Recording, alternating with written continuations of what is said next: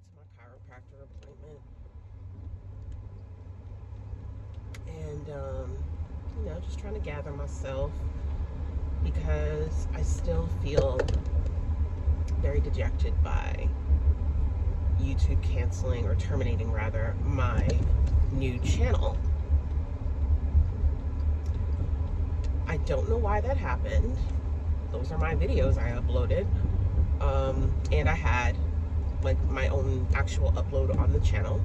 I was in the process of creating a welcome video and was well on my way. You know, we had 1,300 followers there. Was well on my way to getting my watch hours so that I could be monetized. And then just out of nowhere, boom, you know? And that, someone commented that maybe somebody reported or flagged my videos. And that makes me feel like somebody may have done this on purpose. You know, somebody doesn't want to see me win. But it's like, you know what it really helped me realize? It helped me realize that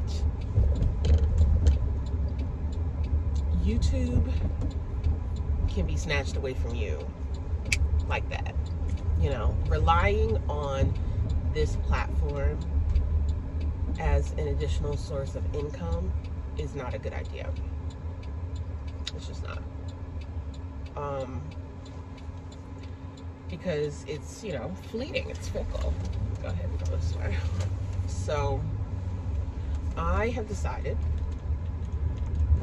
to, you know, I'll just maintain my channel that I currently have. Of course, you guys can always go back. I'll make the videos public again so that you can, if you want to reference a video or something, you can do so. But I don't really plan on uploading on YouTube anymore. I think I'm gonna just upload on Patreon, which is a content service behind a paywall. So you do have to subscribe on a monthly basis to be able to view the content. And I just think that's best for me, because it's much more, you know, it protects the content creators more than YouTube does. Just a moment while I order my breakfast here. All right. So yeah, anyway, just gonna go ahead and do that. I just, you know, being a content creator, I think people begin to learn that if you plan to do this for a living, you really do have to treat it like work, and it is actually work. It's not, it can be fun, and it is fun, for sure. But it's work, especially when you're dealing with brands who have specific guidelines for how they want their product presented, or have deadlines pertaining to, you know, releases and stuff like that. You have to sort of plan ahead. And you also have to, like, with you know, the work-life balance, it definitely applies here as well. Even when you're a nano influencer like myself, it still can be challenging. Make sure I don't ride past my chiropractor office. I think this is it here. Yeah.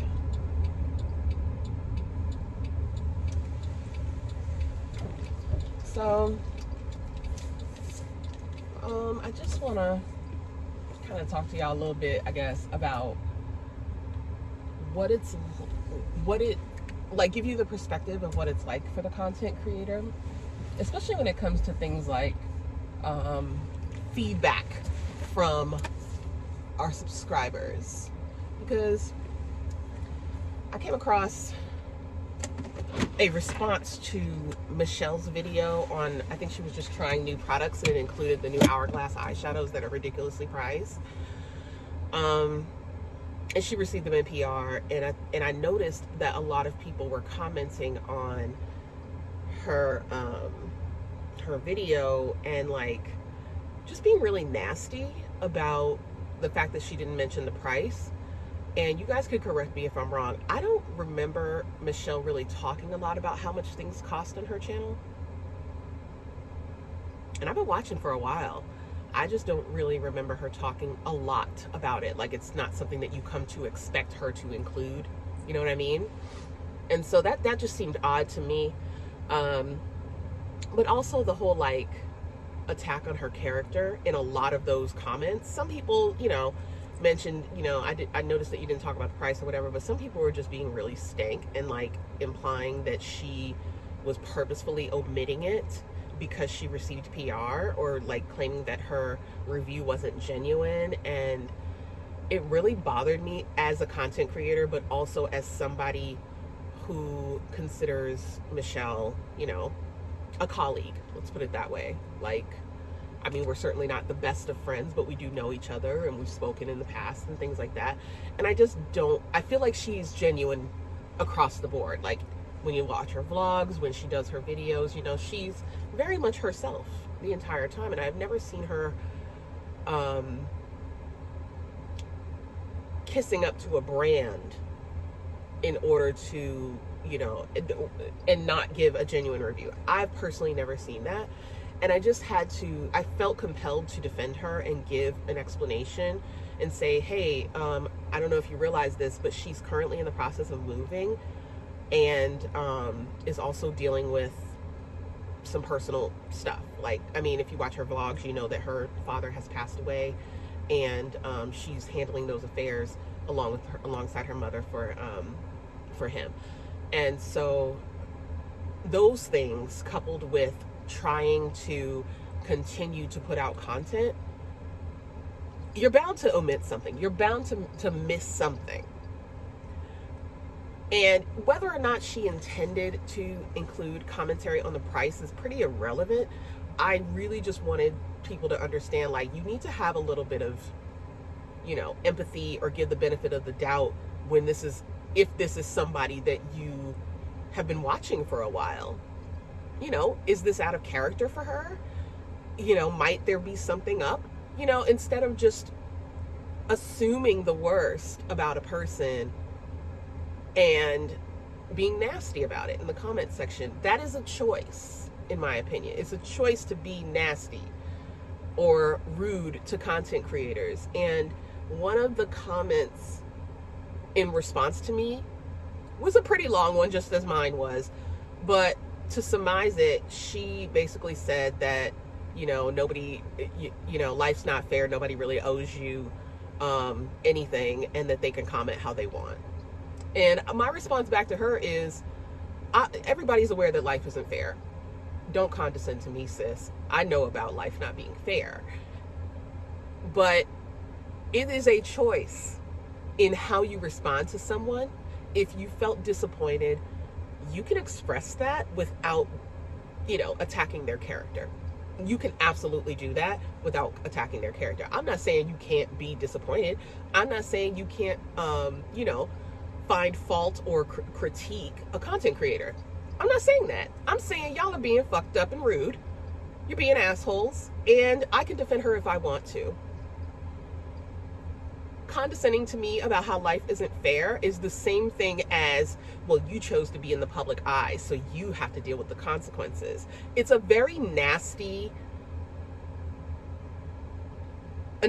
way of addressing when content creators or celebrities or whomever has an issue with the way the public is dealing with them.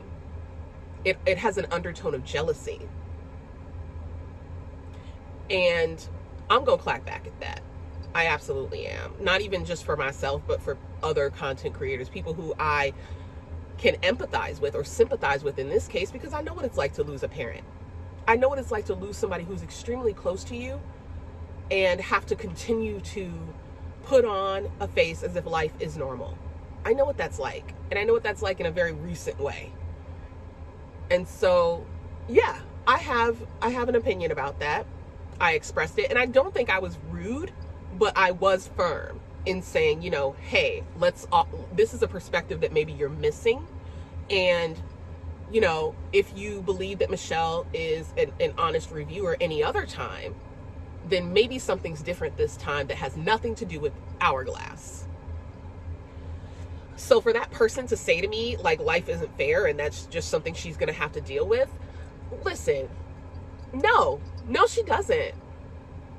She doesn't have to deal with that. Just like people don't have to be rude.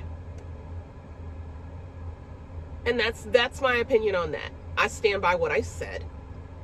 And quite frankly, as a content creator, that is your space. That channel is your space. Yes, we make money off of our viewers, but we don't need all of y'all. And we don't have to put up with anything we don't want to put up with. This is a difficult job. And it's a job that you take on a lot of the responsibility yourself. A lot of the behind the scenes stuff yourself. And people deserve, you know, being kind is not difficult. Unless that's just not your nature. And I've had people go as extreme as to tell me to kill myself. And some people to just, you know, offer a critique. I can accept a critique. I'm an artist outside of this YouTube stuff. And I have for many years been critiqued on my art. So I am able to deal with that. There is a very clear difference between critiquing a person's content or work or art or whatever. There's a difference between that and being freaking rude. Being an asshole on purpose because you feel like you can, because you feel like this person owes you something. And that is a clear indication of your character. And I hope that Michelle is okay. I'm pretty sure she's not going to address it on her channel, but I do hope that she's okay. And I hope that she didn't have to read all those comments. Because if it touched me the way that it did, I can only imagine how she feels. So, I mean, that's that on that. But even outside of that, putting myself at the mercy of a social media platform that does not care about its content creators unless they're in the 100,000s for subscriber count, I can't do that. And as much as I love YouTube for the community that I have come to, you know, come to pretty much rely on a lot of times for a break from my life, I feel like you guys will follow wherever I go. And you have said as much, and I thank you for that very, very much. And maybe I will come back to YouTube at some point, but right now I am going to, because I am, you know, in the middle of a lot of change in my life, and financially I need to supplement my income now that I'm on disability.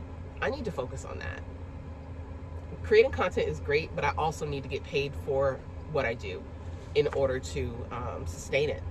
I mean, that's just what it is. I want to be very frank and clear with all of you about that. So just give me a little time. I am going to work on my website so that it is functional, because right now it is not. So I'm going to work on my website. I'm going to work on developing content for Patreon, and I will come back with a video explaining about Patreon and how you can sign up for it and everything. The tiers are not going to be terribly expensive. I would rather have the audience there than to be making like huge bank off of it. So it is going to be something that is manageable for the monthly subscription. So don't worry about that. And yeah, I've got about 5 to 10 minutes to eat my breakfast, brunch, whatever, and then get in here to the chiropractor. So I'll be back. I have some stuff to do today. The fish keep dying, y'all. I gotta go back to Petco because this betta fish is dead after just a couple of days. And so we're not gonna get any more betta fish. I don't know why these suckers only last 48 hours. I don't get it. I'm over it. And I'm just gonna go ahead and focus on smaller fish. and bring Nala along with me. So I will meet you guys when we go to Petco. I'll come on back. So I'll see you in a little bit. They're just super sensitive, I guess. Did get a little bit of advice from the aquatics specialist, and so we ended up with a variation of guppies, like a few different types, and we got 2 mollies, but one of them already died in the bag. Or rather, he's not dead, but he ain't doing too good, you know what I'm saying? Y'all see him in there? He been gangsta leaning, and I don't feel comfortable putting him in the tank, so I'm gonna return him. I'll go return him because he was getting, you know, nipped at by the other guppies and stuff. And so I said, let me just leave him in the bag. I'll probably actually go back out today when my husband gets home and return the molly. We have a Dalmatian molly, which is stunning. He's like silver and black, and I like him. I'm like, oh, these mollies are super cute. Everybody gets along in the tank. Everybody is, you know, a community fish. So now we have a 15-gallon community tank, and that's fine. Guppies are super small. They stay at the top, and they have really beautiful tails. So it's nice to see the color variation there. I'm probably going to end up with 2 more mollies just so he has some company. They seem to thrive in groups. So we'll do the 3 mollies, and the rest are mostly guppies. I still have my golden striped loach, my hillstream loach or butterfly loach, and a trapdoor snail.